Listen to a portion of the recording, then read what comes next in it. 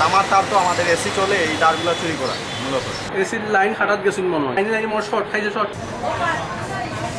আমরা তো 10:30 আইয়া দেখলাম মাইশু কইরা ওই দিক থেকে মাইশু কইরা ওবার সাথে মিলে মানুষ একদম তৈরি রয়েছে।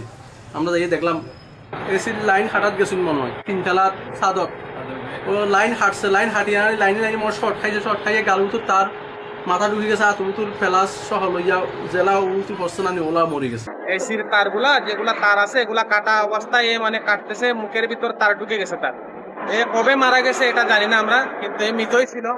তারপরে যে ইলেকট্রিক সাপ্লাই থেকে লোক আসছে, ফায়ার সার্ভিস আসছে, পুলিশ স্যাররা আসছে। সকালে এসা দোকান খুলতে যখন যাই, একজন আছে আইসা বলছে পাশের বিল্ডিং এর, ভাই আপনাদের সাথে কি কেউ ঘুমায়? আমি যে না তো ভাই সাথে কেউ ঘুমায় না। বলে ভাই দেখে আসেন গিয়া কে একজন ঘুমাইছে এখানে।